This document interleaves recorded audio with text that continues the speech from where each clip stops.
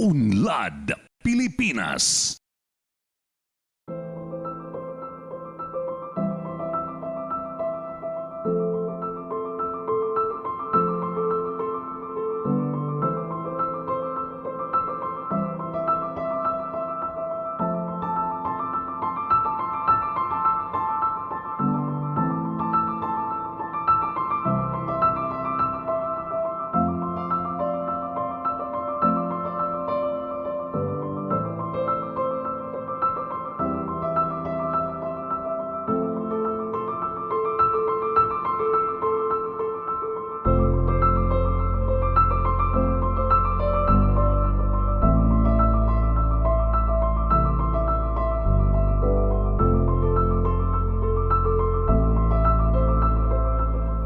Sa mahigit 7,000 isla ng bansa, hindi nakapagtatakang isa ang Pilipinas sa mga bansang pinakahitik sa malaparaisong dalampasigan at may pinakamayamang karagatan. Ang Pilipinas ang tinaguriang Center of Marine Biodiversity. Dito matatagpuan ang pinakamaraming marine species o lamang dagat sa ating planeta. Kaya't malaki ang papel na ginagampanan ng bansa sa kabuuang estado ng marine ecosystem ng mundo. Mahigit 1.5 milyong Pinoy naman ang patuloy na nakasalalay ang pamumuhay sa karagatan. Ito ay isang buhay na patunay sa kung paano natin ginagamit ang kalikasan upang mapabuti ang ating buhay. Mapalad ang bansa dahil nabiyayaan ito ng mga islang may kanya-kanyang may pagmamalaking katangian mula sa kabundukan, kapatagan hanggang sa karagatan. May maibibida ang Pilipinas na siguradong kamangha-mangha. Para naman sa ilan, ang isla ang kanilang buhay. Sa gitna ng unti-unting pagmomodernisa ng mundo, marami pa rin ang piniling manatili sa islang may payak na pamumuhay. Dito na sila isinilang at namulat. Dito na rin nila piniling igugol ang dapit hapon ng kanilang buhay. Sa edisyong ito ng Unlad Pilipinas, samahan niyo akong bisitahin ang isang islang puno ng pangarap, ang Lubang Island.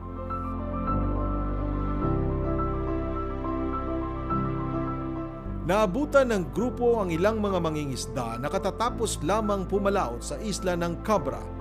Bit-bit ang mga nahangong isda. Kanila itong ipinagbibili sa mga lokal.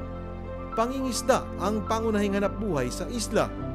Kanilang sinusuong ang mababangis na alon para may maiuwi lamang sa kanilang mga pamilya. Ang isla ng Cabra, isa sa 7 islang bahagi ng Lubang Group of Islands. 2 munisipyo ang sumasakop sa buong Lubang Islands, ang bayan ng Looc at bayan ng Lubang. Mula sa Calatagan, Batangas, 2 oras ang kailangang bunuin lula ng malaking bangka, marating lamang ang isla.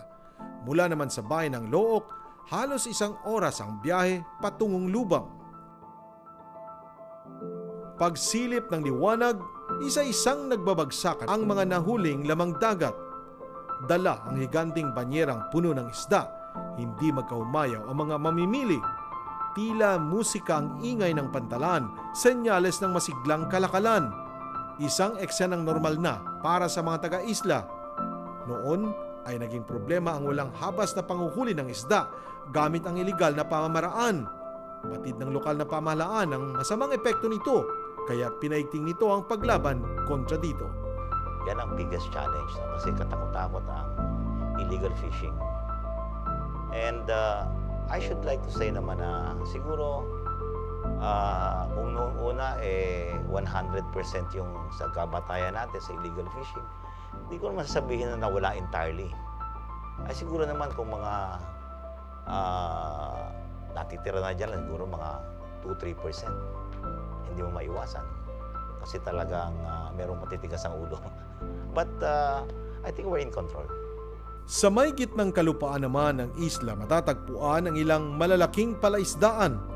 Dito pinapalaki ang ilan pang uri ng lamang dagat gaya ng hipon at alimango. Napakahalaga na mayroong supply ng elektrisidad na magpapagana sa malalaki nitong makinarya dahil kung hindi, mangangamatay ang mga alaga rito. Bukod sa lamang dagat, sagana rin sa yamang lupa ang isla. Isa ang pagsasaka sa pinagkakakitaan ng mga residente. Normal nang makita sa konkretong daan ang mga nakabilad na palay. Sako-sakong bigas naman ang makikitang bit-bit ng mga magsasaka. Habang ang ilan, hila-hila ang mga kalabaw. Naglalaki ang traktora at makinarya rin ang naging katuwang ng mga magsasaka upang mapadali ang kanilang pag-aani. Bukod sa palay, naging maganda rin ang lupain ng isla upang pagtamnan ng mani. Sa kabuuan, kumusta naman kaya ang estado ng agrikultura ng Lubang? Sa ngayon po, okay naman ang supply natin ng bigas, okay ang supply ng palay, nagpo-produce tayo ng bawang, mani. Pero ang gusto po natin, mas paramihin pa po natin ang supply natin at pagtatanim ng mga prutas, saging na mapapakinabangan po ng ating mga kababayan dito sa Lubang. Ang mga nabanggit na hanapbuhay ay ilan lamang sa mga pinagmumula ng pangtustos ng libo-libong residente ng isla.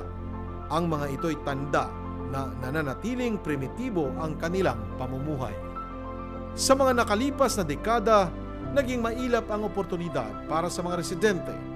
May ilang piniling lisanin ang isla dahil sa kawalan ng trabaho. Ngunit marami pa rin ang piniling kumapit sa paniniwalang ang bagong pag-asa ay darating sa kanilang minamahal na isla. Nagsisilbing punong guro si Ginang Resi Villarosa ng Looc Central School, isa sa mga eskwelahang matatagpuan sa isla. Isa siya sa mga nangarap at nagsumikap upang makatulong sa islang humubog sa kanyang pagkakakilanlan. Dito ako nag-aral ng elementary, tapos secondary dito rin. Tapos naisipan ko na bumalik kung nagtuturo na ako. Dito talaga ang pinangarap ko na pagtuturuan pag nakagraduate ako. Gusto ko makapagserbisyo sa aking mga dating kalaro, yung mga anak ng mga kalaro ko, yung mga dating aking mga kababayan. Kaya gusto ko ditong bumalik sa aming pinag-aralang lugar. Yun ang ambisyon ko na makapagturo ako dito at mapagsilbihan ko yung aking mga kababayan. Para sa mga kabataan noon, ang pag-aaral sa isla ay naging limitado lang hanggang sa high school. Kung nais mong ipagpatuloy ang pag-aaral sa kolehiyo, kinakailangan lumuwas pa ng Batangas o di kaya naman sa Maynila. Ngunit iba na ang sitwasyon ngayon. Sa ngayon po, meron na po tayong Occidental Mindoro State College dito na 3 taon na pong nandito sa ating bayan. At ngayon po, may 325 students na nagsimula po yan sa 70 students lang. Ngayon po, 300 plus na. Kaya ngayon po, ang kabuhayan po dito sa Lubang, nararamdaman po namin na umaangat. Kasi wala na rin kami makuha mga kasambahay. Dahil imbis na magkasambahay, nag-aaral na po sila. Sa mga nakalipas na taon, unti-unti nang nagbabago ang mukha ng isla.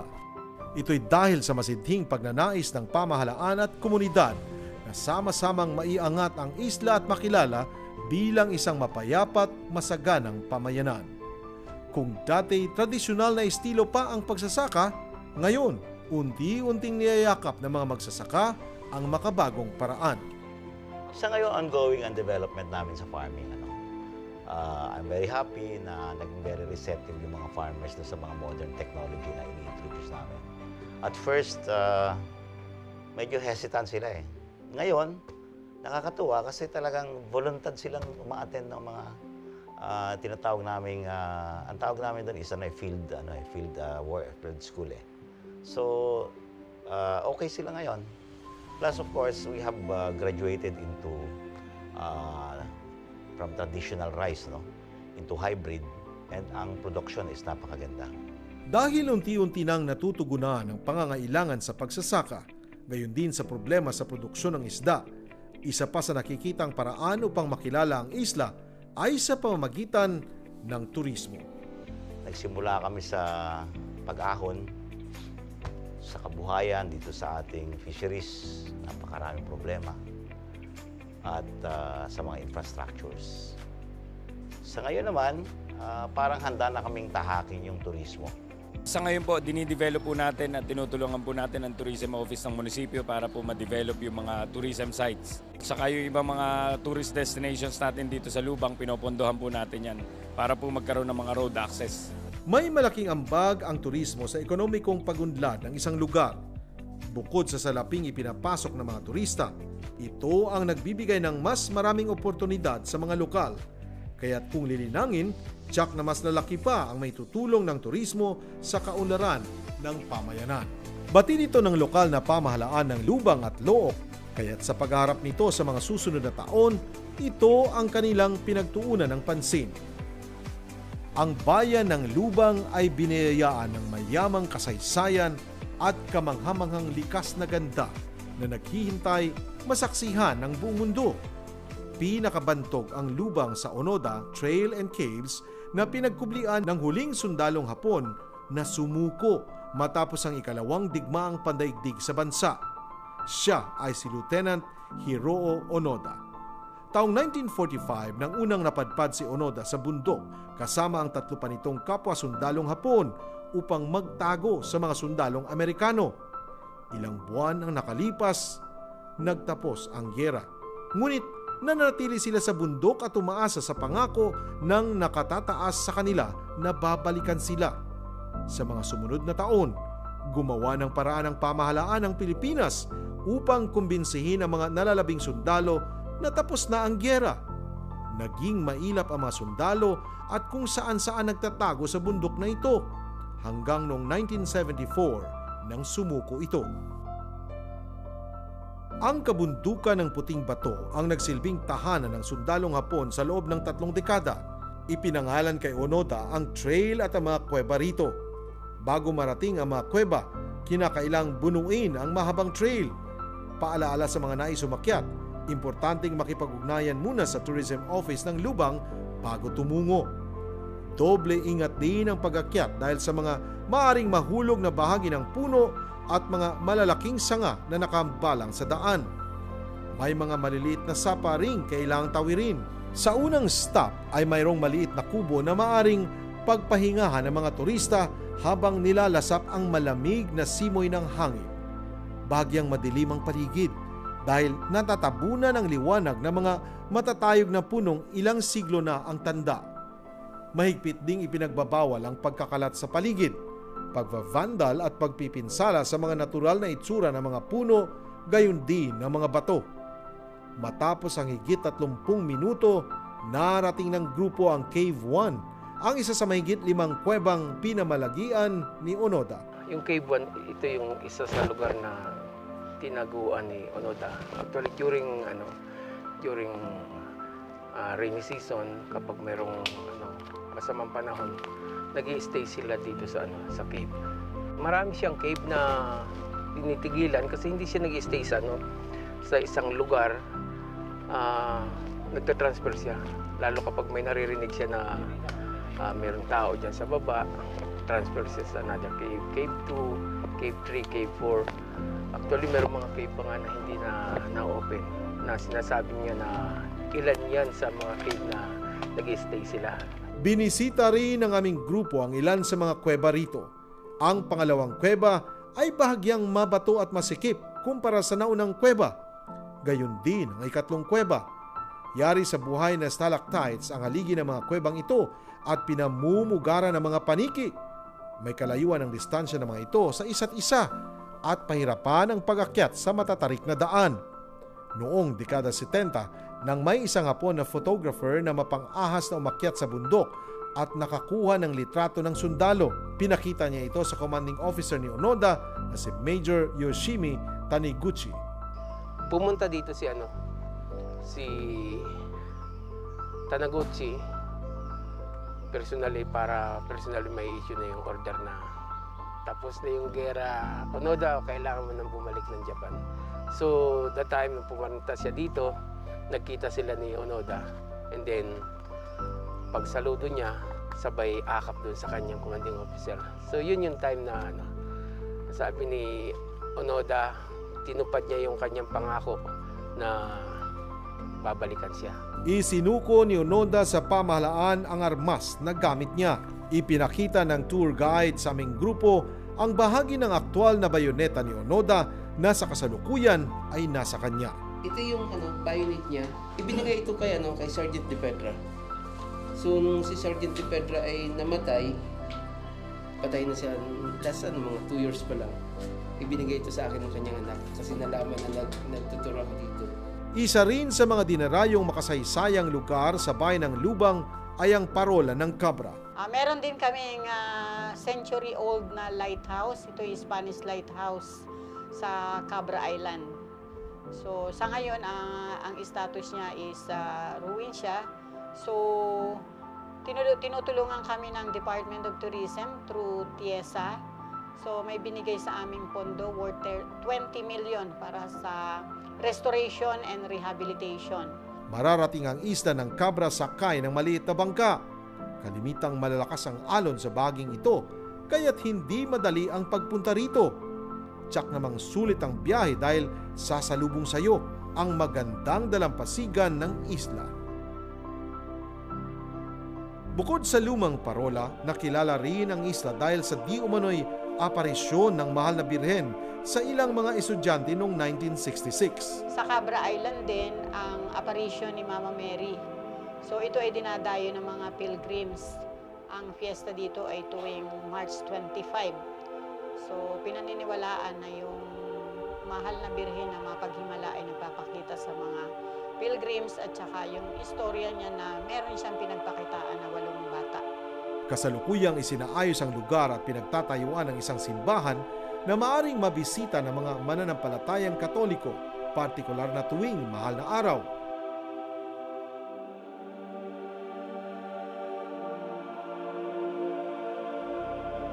Sinasabing sa bayan ng Lubang din nagsimula ang pandango sa ilaw o pagsasayaw habang may hawak na basong may lamang kandila. Dito sa Lubang nag-originate yung Pandango sa Ilaw na kaya nagkaroon kami ng ordinance, Pandango sa Ilaw Festival na pinagdidiwang tuwing August 12. So meron din kaming Santa Cruzan Festival tuwing month of May yan.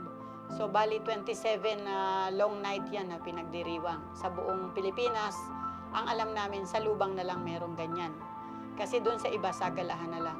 Kung hilig mo naman ay nature tripping, hindi rin pahuli riyan ang bayan ng Lubang. Kung anong ganda mayroon sa kabundukan at dalampasigan nito, higit pang kamangha-mangha ang masaksiyan sa ilalim ng karagatan. Katatagpuan ito ng mga coral farm na paboritong sisiri ng mga turista. Sagana ito sa iba't ibang uri ng corals na siya namang pinamamahayan ng iba't ibang uri ng marine species. Ang mayamang marine life ng Lubang ang isa sa dahilan kung bakit pilit na pinakaiingatan ng lokal na pamahalaan ang karagatan nito at ipinagbabawal ang illegal fishing. Higit sa may pagmamalaking ganda ng Lubang, naniniwala ang lokal na pamahalaan na malaking adbentahe nito ang pagiging matiwasay ng lugar. Isa pa sa pinagmamalaki ng Lubang ay yung aming peace and order situation. Kasi sabi nga, the most peaceful place in the Philippines is Lubang. Kasi almost zero crime rate kami, zero jail ang aming occupancy. So, kita nyo na napakatahimik ng aming bayan. Mga turista, hindi ka naman pupunta sa isang lugar kung unsafe ka. So dito, kahit gabi, kahit anong oras ka maglakad, walang gagalaw sa'yo. People are very friendly and hospitable. Isa pa sa 2 bayang sakop ng isla ng Lubang ay ang bayan ng Luok. Isa itong 5th class municipality at tahanan ng higit 10,000 mamamayan. Ang Luok ay mula sa salitang Luok, na ang ibig sabihin ay cove. Ito ay nung una ay ginagawang taguan ng mga mangingisda, lalo pag panahon ng masamaang panahon. At nagamit din na kublihan ng mga mamamayan ng panahon ng giyera. Gaya ng karatigbayan nito na Lubang, hitik din sa magagandang lugar ang Luok. Ang bayan ng Luok ay maraming ipagmamalaking mga tourism area. Ang isa na rito ay ang maraming lugar na dalampasigan na maipagmamalaki namin yung mapuputing buhangin at yung mga rock formation na talagang masasabi namin na halos dito lang matatagpuan dito sa lugar po namin. Bago pa lubos na dayuhin ng mga turista ang kanilang bayan, nais muna ng lokal na pamahalaan ng Luok na ayusin ang ilang pangangailangan. Kabilang narito ay ang road networks na magkukonekta sa mga tourist spots. Sa road networks ay nagsisimula na kami, may mga nakongkreto na. Yung pavement ng mga farm-to-market roads patungo doon sa mga tourist destination ay nasimula na yan. Kaya lang, kailangan pa namin na ma-develop pa ng gusto kasi kailangan makongkreto at may sagawa yung mga proyektong nakaplano. Patunay sa mga hakbang na ginagawa nila ay ang pagsasanib puwersa ng bayan ng Looc at Lubang sa isang malalimang pagpaplano para sa tourism development ng dalawang bayan. Ito yung nakasaad dito sa ating tourism plan na magkaroon na meron tayong dapat na tourism information center na kung saan doon ay mailalag yung kanilang mga pangalan upang pagdating ng mga pagkakataon ay mayroon tayong record na pagbabasihan. Kasama na rin yung ating mga hospital na dapat ay kung ano man kung may mangyari man na mga pangailangan na kailangang isugod sa hospital ay meron tayong first aid at meron tayong hospital na pwedeng pagdalhan. Kasama na rin yung ating network, yung ating signal ay kailangan meron po tayo ditong smart, meron tayong globe at okay din naman ang signal ng Wi-Fi. Sa pagkain ay masasabi namin na okay naman ang bayan ng Looc. Makakasupply kami doon sa mga pangangailangan ng ating mga turista. Sa ngayon, dahil controlled naman namin yung tourism, maganda naman yung impact ng tourism sa Lubang. Siguro dahil kami, before kami pumasok na sa tourism, meron kaming tourism master plan. Kumbaga, planado lahat with tourism code, may rules and regulations na ang number one naming is to uplift the living conditions of the community na hindi naman nasasakripisyo na yung protection namin sa environment. Yun yung number one. Kapag naisakatuparan ng maayos sa mga planong ito, tiyak na magandang epekto ang idudulot nito hindi lamang sa pamahalaan, kundi pati na rin sa mga lokal ng isla. Magkakaroon po ng trabaho yung mga tao na walang trabaho, matutulungan po natin sila. Ang mga magsasaka magpuproduce na mas maraming pagkain para makasuporta sa pangangailangan ng ating mga turista. Ang mga mangingisda, dahil pinuputol natin ang illegal sa dagat, pinararami natin ang isda para kung sakalin dumating ang maraming turista dito sa bayan ng Lubang, masuportahan po natin sila ng mga seafoods sapagkat yun po ang ine-expect nila dito sa ganitong klase ng munisipyo na paligid ng dagat. Puspusan ang ginagawang programa ng pamahalaan upang bigyan ng mas maraming oportunidad ang mga mamamayan. Ito ang patuloy na ipinababatid sa mga komunidad upang mahikayat silang makiisa sa mga makabuluhang proyekto ng gobyerno na sa duloy sila rin ang makikinabang. Ang pagkakaisa sa pagitan ng pamahalaan at sambayanan ay tiyak na magbubunga ng mas maliwanag na hinaharap para sa isla. Ang maliwanag na bukas ay siguradong makakamit din kung makikipagtulungan ang iba pang lokal na otoridad sa pagsiguro na natutugunan ang bawat pangangailangan. Sa modernong panahon, mahalaga na mayroong elektrisidad ang isang komunidad. Mas ligtas, mas madali, at mas maginhawa ang pamumuhay kung mayroong sapat at walang humpay na supply ng elektrisidad. Tiyak na darami rin ang oportunidad sa tulong ng kuryente. Hindi pwedeng walang kuryente. Ang buhay ng tao siguro umiikot na dyan sa ganyang mga diversyon. Kasi kapag walang regular supply ng kuryente, magkapandar ng generator para makapanood ng TV, makapatugtog ng music, di ba? Mga ganun. Pero kung regular na ang supply ng kuryente, mas maganda. Mas magiging very progressive yung lugar. Bago lumaganap ang elektrisidad sa natatanging isla, maraming taong nagtiis sa kadiliman ang mga lokal. Mabagal ang naging takbo ng oras at limitado ang maaring pagkakabalahan. Ang paglubog ng araw ay hudyat ng pagtatapos ng araw, habang ang liwanag mula sa buwan ang nagsilbing kasangga sa pangangapa sa paligid na nababalot ng dilim. Ang maliit naman na apoy na nagmumula sa kandila ang naging gabay ng bawat tahanan. Ang kawalan ng liwanag nagpahirap sa mga batang subsob sa pag-aaral. Hanggang noong kalagitnaan ng dekada 70, nang dumating ang elektrisidad na bumago sa takbo ng pamumuhay ng mga taga-isla. Sa mga sumunod na dekada, naging mabilis ang pagpasok ng makabagong teknolohiya na nakadepende sa elektrisidad. Malaki ang naging epekto nito sa pag-aaral noon ng mga estudyante, gayon din sa pagtuturo ng mga guro. Noong una, lalo na pagdating sa mga lessons, kami puro sa books naka-base. Natatandaan ko noon na napakagaling ng teacher namin sa history. Pero pagdating sa pagbabalita, makikinig lang kami sa radyo. Ngayon hindi na, may mga TV na kami na pinapanooran. Mas madali nga kami kasi noon pagkukuha ng balita talagang nakatutok kami sa radyo. Sulat kami ng sulat, word by word, kinukuha namin yung mga sinasalita ng newscaster para pagdating ng pagbabalita namin dun sa school, makukuha namin ng buo. Pero ngayon, sa TV lang, nakikita mo kung ano talaga yung nangyayari, mas madali na.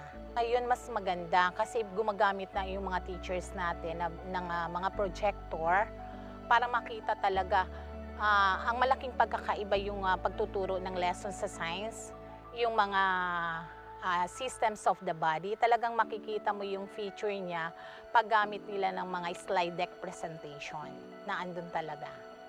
Yung mga pinag-aaralan po namin, yung po mga pinag-aaralan namin, yun po yung gumagabay para po maalam namin ng sobra yung pinag-aaralan po.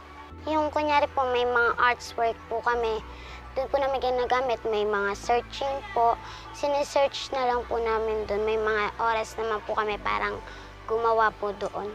Ang lahat ng ito ay naging posible mula nang maitatag ang kooperatibang Dagitab na naatasang mamahagi ng kuryente sa buong isla, ang Lubang Electric Cooperative o Lubelco.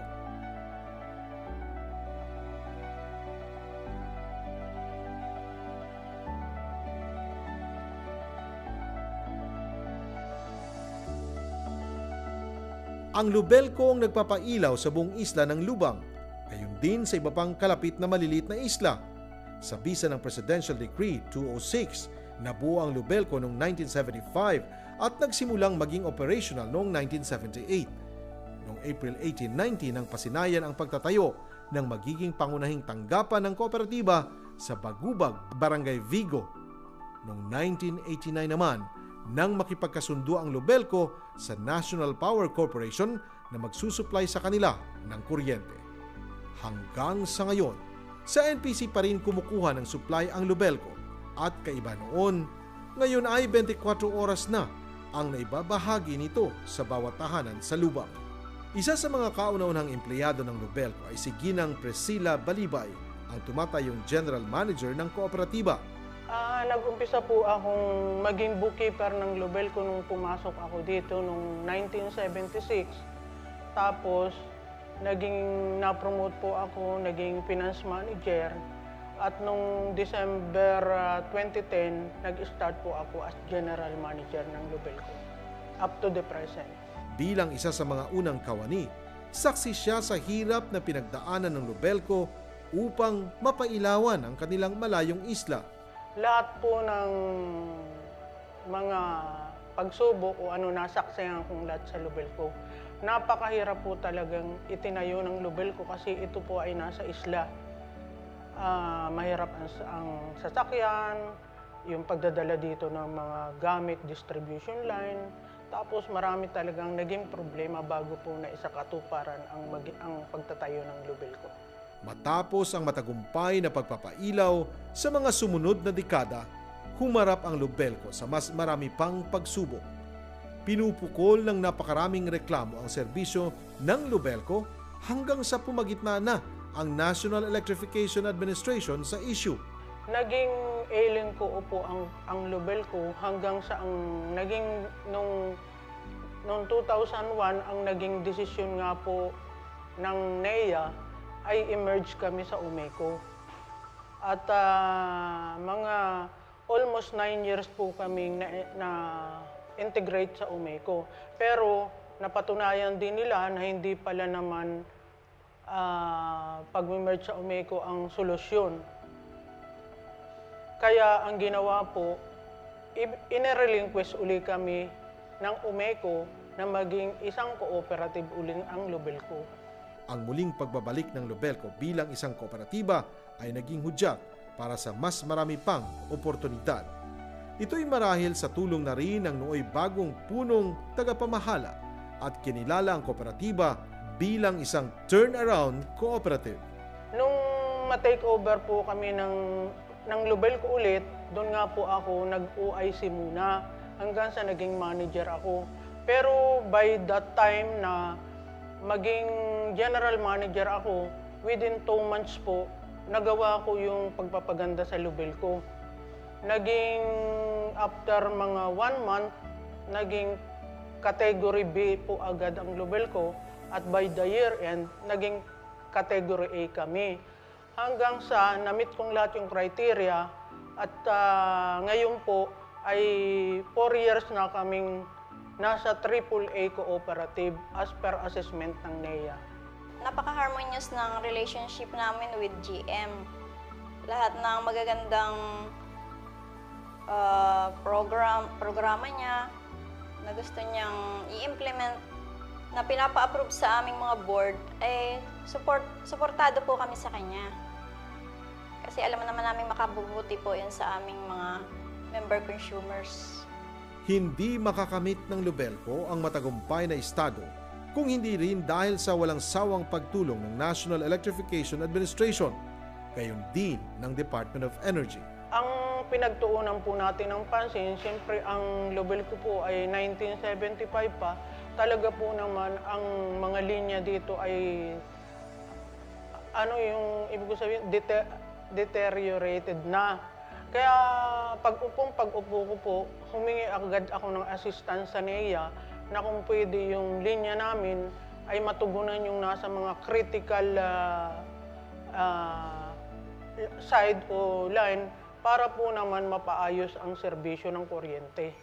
At nakahingi po din kami sa DOE, nagpapasalamat kami, nabigyan din naman kami ng DOE ng 14.7 million para sa rehab at yun po ay grant. Bagamat malaki na ang ibinuti ng serbisyo ng Lubelco, kalbaryo pa rin sa kanila ang problema sa generation na nagmumula sa Napocor. Ang main problem po talaga ng Lubelco ay generation.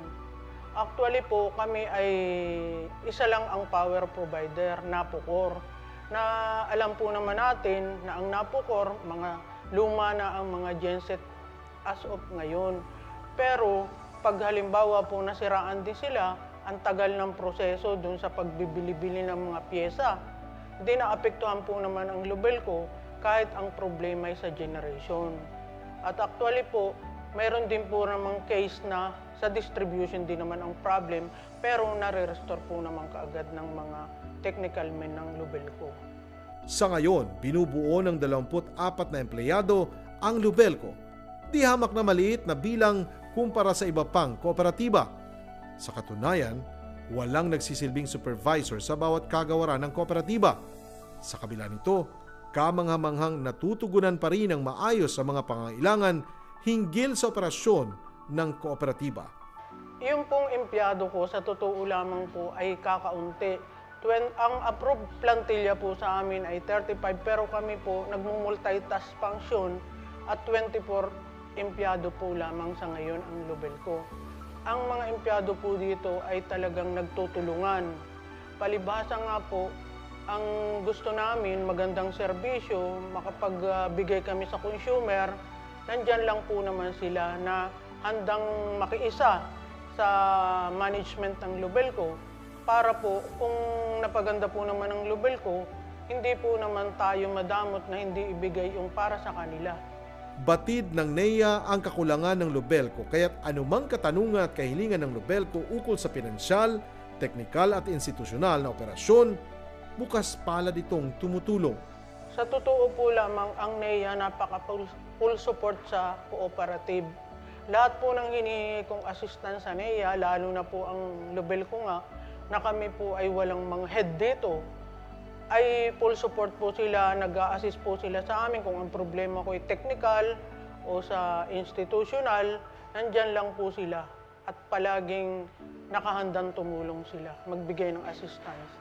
Sa pangunguna ng NEA, matagumpay na napailawan ng higit 13 milyong tahanan sa tulong ng 121 kooperatibang dagitap. Kaya't malaki rin ang pasasalamat ng ahensya dahil sa pakikiisa ng mga electric cooperatives, kabilang ang Lubelco, sa pagsulong ng elektrifikasyon sa kanayunan. Sa 50 taon ng programang Rural Electrification, sa 50 taon na ang ahensya ng National Electrification ay nandyan para ipatupad ang programang Rural Electrification ng ating pamahalaan. Ako'y nagpapasalamat sa mga electric cooperatives na sila ay naging bahagi sa tagumpay ng programang electrification. Ang Lubang Electric Cooperative ay isang kooperatibang ehemplo ng katatagan sa kabila ng maraming balakid sa pinagdaraanan. Sinubok ito ng maraming pagkakataon, ngunit kailanman hindi natinag ang loob. Malaking kaibahan po ang Lubelco. Ang Lubelco po ay small co-op at located sa remote and isolated island. Siguro po naman malalaman natin ang hirap talagang mag-travel o pumunta dito sa Lubang at yun na nga po ang nagiging problema natin. Madalas ang gale warning, yung bagyo. Hindi nawawaglit sa isip ng Lubelco na may isa sa katuparan ang mandatong iniatang sa kanila. Ito ay ang ipalaganap ang liwanag sa kasuluk-sulukang tahanan. Sa ngayon, may ilan pang sityo na hindi pa napapailawan ng kooperatiba, ngunit kumpiyansa ito na alinsunod sila sa Total Rural Electrification Program bago mag-2022. Kamakailan lamang nang nasimula ng mabigyan ng kuryente ang sityo Tabaw sa Ambil Island, isang islang bahagi ng bayan ng Looc. Binisita ng grupo ng Unlad Pilipinas ang sityong ito. Bagamat hindi pa naaabot ng Lubelco, mangilan-ngilang tahanan ang bumili ng sarili nilang generator set o di kaya na may solar panels na nila'y mabigat sa bulsa. Malaki ang gastos kasi pagka yung generator, malaki yung gastos. Siyempre, kumakain ng crudo yun. Kaya ang ginagawa namin, maaga kami, alas 6 kami nagpapaandar. Tapos pinapatay na rin namin pagka yung, tutulog ka na, patay na rin para hindi masyadong sa konsumo. Po dahil po sa generator po nagbabayad kami na lang sa bayad na lang po namin araw-araw 40 ang isang gabi. Kung kuryente po siguro, mas nakakamenos kami. Saka po sa estudyante, kailangan po namin gumising ng madaling araw dahil po sa pagkain ng aming estudyante, hindi naman po kami makagising, nagamit lang kami ng flashlight. Unang-una po talaga na-request namin dati dito sa yun pong dati po dito yung mga tataas na nanunukulan. Ni-request po talaga namin unang-una ilaw. Matagal nang hiling ng mga residente rito na may kabit sila sa Lubelco. At ngayon, sa wakas, matutupad na. Nakipagtulungan ng Lubelco sa isang asosasyon upang mapailawan ang sityo. Ang Lubelco ay nakipag-joint venture sa AEC, which is yung Association of Isolated Electric Cooperatives, para ma-energize yung mga nalalabing isla or lugar dito sa Lubang, which is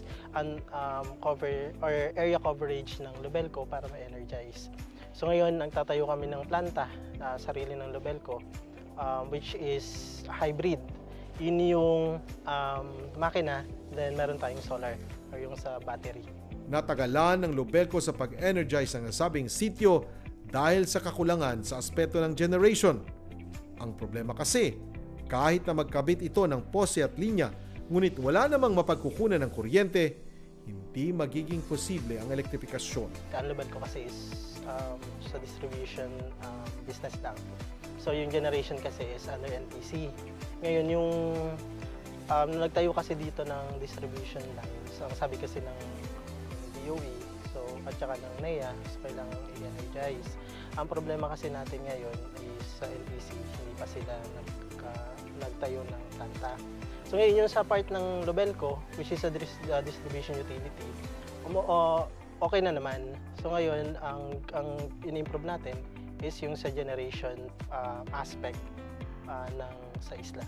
Naglagay lang tayo muna ng generators. So ang naka-program dito is 6 hours muna. Magiging 24 hours lang siya kapag naitayo na yung mga solar panels, which is within this year, naka-program din naman siya na itayo. Lubos na ikinagagalak ng mga residente ang pagdating ng serbisyong kuryente sa kanilang sityo.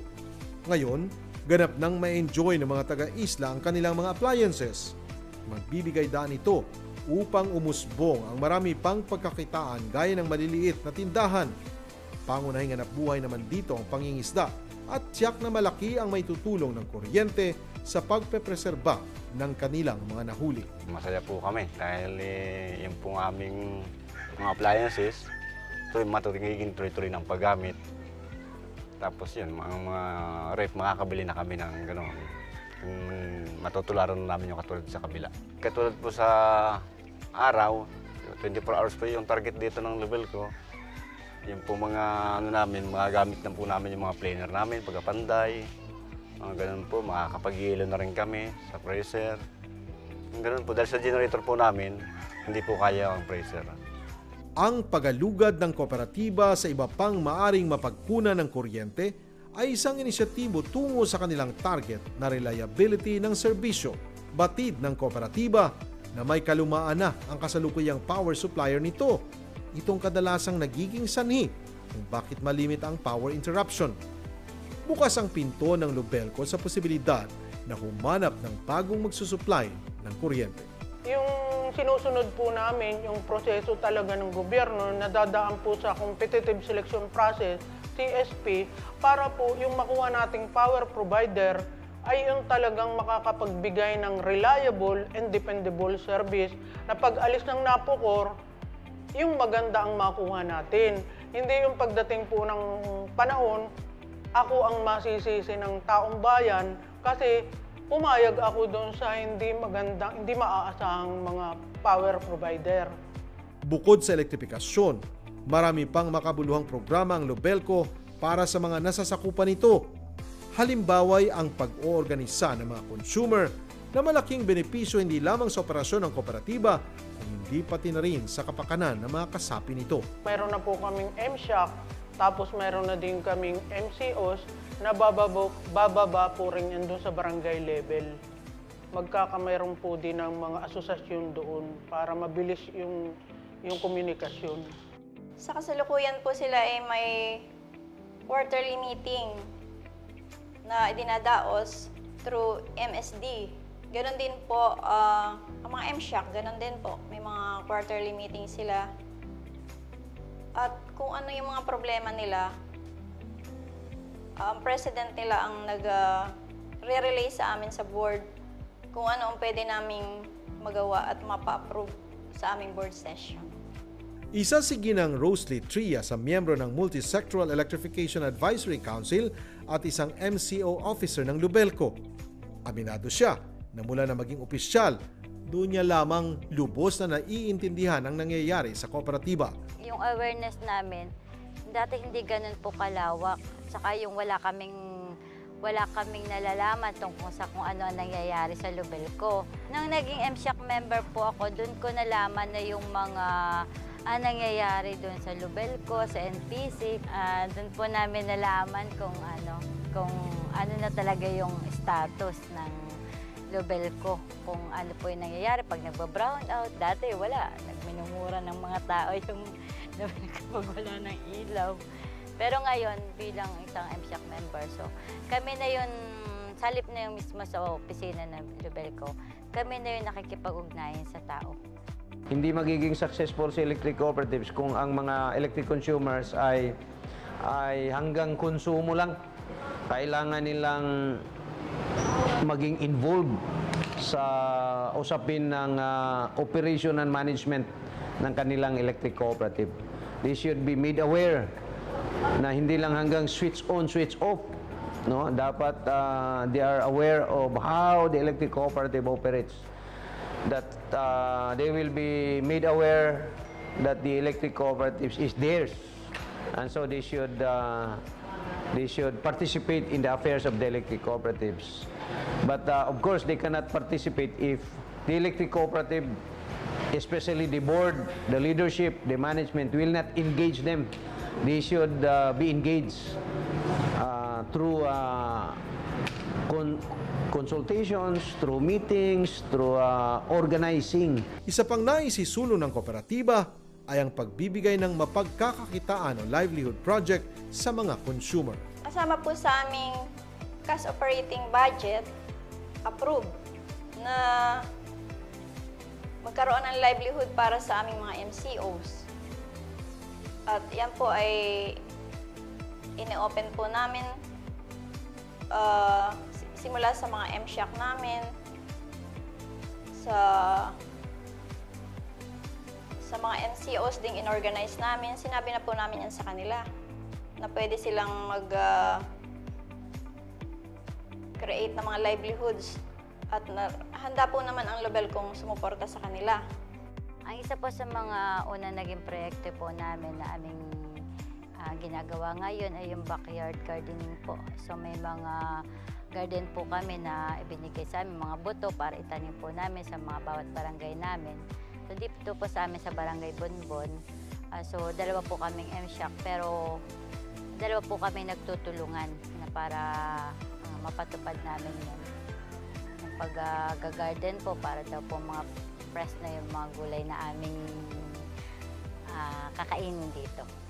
Kasi ang mandate po ng NEA hindi lang para sa rural electrification kundi sa improvement ng community at the same time yung mga consumer natin mabigyan nga ng pagkakakitaan.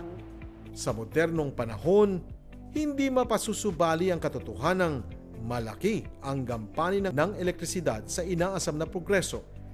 Mula sa 4 na sulok ng tahanan hanggang sa ekonomiya ng ating bayan, ang kaunlaran ay magiging ganap lamang kung matutugunan ang pangangailangang ito. Isang improvement po ng isang lugar, mag-i-start po talaga yan sa electrification ng lugar. Kasi kung wala pong electricity, ay wala talaga. Hindi po tayo makakahabol dun sa ng bansa. Pag na-electrify po natin yung nasa isla, siyempre makakasunod na sila sa lahat ng mga yung mga nangyayari, yung mga magiging updated na sila. Kaya dapat po naman talaga yung kung ano yung nararanasan nung nasa mainland, maranasan din naman nung nandoon sa islang sa ngayon wala pang kuryente. In behalf of Lubelco, kami po ay nagpapasalamat sa patuloy na suporta ng ating mga MCOs. Ipagpatuloy po sana natin ang ating pagsuporta para mapanatili po natin ang pagsusupply po natin ng reliable, sustainable, efficient at affordable electric service sa ating bayan. Malayo na ang narating ng isla ng Lubang kung ikukumpara ang estado ng pamumuhay noon. Bukod sa likas na ganda nito, tunay na may pagmamalaki rin ng isla ang pagbubuklod-buklod ng mga nasa sektor ng paglilingkod, pamahalaan at pamayanan. Dahil sa pagkakaisa, maliwanag na bukas ang hinaharap sa islang puno ng pangarap. Unlad, Pilipinas.